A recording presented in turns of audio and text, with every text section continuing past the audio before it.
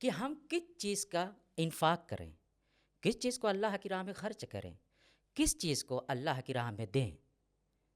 آیا صرف مال دیں جیسا کہ اکثر آیات میں یا روایت میں ذکر ہوا ہے؟ چراغ ہدایت، روشنی کا پیغام۔ سامعین کرام، السلام علیکم ورحمۃ اللہ وبرکاتہ۔ بسم اللہ الرحمن الرحیم۔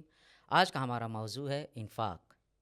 انفاق لغت اور ڈکشنری میں اس کے مختلف معنی بیان کیے گئے ہیں، جیسے خرچ کرنا، خرچ دینا اور کسی کو باہر نکالنے کے معنی میں بیان ہوئے ہیں۔ اور اصطلاح میں فقہی اور کلامی اعتبار سے شریعت اسلامیہ اور قوانین اسلامیہ کے روح سے اگر دیکھا جائے تو جو علماء کرام نے اور مفسرین کرام نے انفاق کی تعریف کی ہے، اس کا کچھ معنی اور مفہوم اس طریقے سے بیان کیا ہے کہ ایک شخص اپنے مال و دولت، قدرت، طاقت، علم و حکمت یا ہر وہ توانائی جو اسے عطا کی گئی ہے اسے اللہ کی راہ میں خرچ کرے، اسے انفاق کہا جاتا ہے۔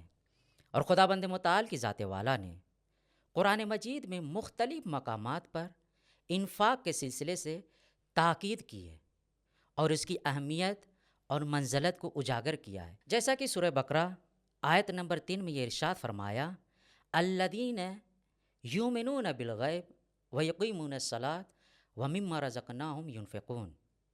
اور وہ لوگ غیب پر ایمان رکھتے ہیں، نماز کو قائم کرتے ہیں اور جو کچھ انہیں عطا کیا گیا ہے وہ اللہ کی راہ میں خرچ کرتے ہیں، یعنی انفاق کرتے ہیں۔ اس آیت کریمہ میں خداوند متعال ہمیں کم از کم 2 باتوں کی طرف متوجہ کرانا چاہ رہا ہے۔ پہلا یہ ہے کہ متقین کی صفتوں میں سے 3 صفت یہ ہے کہ وہ غیب پر ایمان رکھتے ہیں اور نماز کو قائم کرتے ہیں اور اللہ کی راہ میں انفاق کرتے ہیں۔ اور دوسری بات کی طرف جو پروردگار ہمیں متوجہ کرانا چاہ رہا ہے وہ یہ ہے کہ پروردگار نے انفاق کو ایمان اور نماز کے برابر ذکر کیا ہے، یعنی کہ انفاق کی اہمیت اتنے ہی ہے جتنے کی ایک ایمان اور نماز کی اہمیت ہوتی ہے۔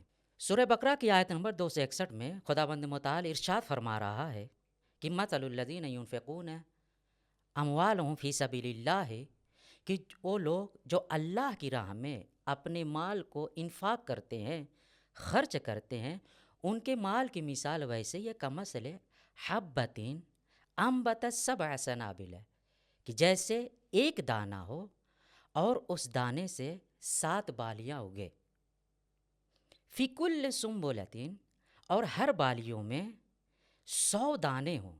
یعنی کہ پروردگار اس آیت کریمہ میں ہمیں اس بات کی طرف متوجہ کرا رہا ہے کہ دیکھو، اگر تم میری راہ میں انفاق کرتے ہوئے نظر آؤ گے، انفاق کرو گے، تو میں اسے ایک برابر نہیں دوں گا، بلکہ اس ایک کو 700 گنا میں تبدیل کر کر تم کو واپس کروں گا۔ اور اسی طریقے سے جو تم اگر میرے بارگاہ میں، میرے راستے میں 1 عدد خرچہ کر رہے ہو، یعنی اگر 1 روپیہ خرچہ کر رہے ہو تو میں اسے 700 یا اس سے زیادہ تم کو عطا کروں گا۔ اور دوسری بات کی طرف یہ اشارہ کیا ہے کہ اگر کوئی شخص اللہ کی راہ میں انفاق کرتا ہوا نظر آتا ہے تو اس کے لیے اجر عظیم ہے کہ جس کا شمار کرنا مشکل ہے، یعنی پروردگار اپنی خزانہ قدرت سے اسے اس قدر عطا کرے گا کہ وہ شخص مالا مال ہو جائے گا۔ مگر سوال یہ پیدا ہوتا ہے کہ ہم کس چیز کا انفاق کریں، کس چیز کو اللہ کی راہ میں خرچ کریں، کس چیز کو اللہ کی راہ میں دیں۔ آیا صرف مال دیں جیسا کہ اکثر آیات میں یا روایت میں ذکر ہوا ہے؟ تو اس سلسلے سے یہ بیان ہوا ہے کہ نہیں، صرف مال نہیں ہے، چونکہ جب ہم معاشرے اور سوسائٹی پر نظر کرتے ہیں اور کسی بھی صاحب عقل سے جب سوال کرتے ہیں کہ آپ کے نزدیک سب سے عزیز شے کیا ہے، تو صاحب عقل یہ جواب دیتا ہوا نظر آتا ہے کہ میرے نزدیک اولاد ہے، مال و دولت ہے، جواہرات ہے، قیمتی لباس ہے وغیرہ کا ذکر کرتا ہے۔ یعنی اگر ایک شخص خدا کی راہ میں انفاق کرنا چاہتا ہے تو صرف اور صرف مال و دولت پر اکتفا نہیں کرنا چاہیے، اگر وقت پڑے تو اپنی اولاد کو بھی اللہ کی راہ میں خرچ کر دینا چاہیے، قربان کر دینا چاہیے، یہ بھی انفاق کہلاتا ہے۔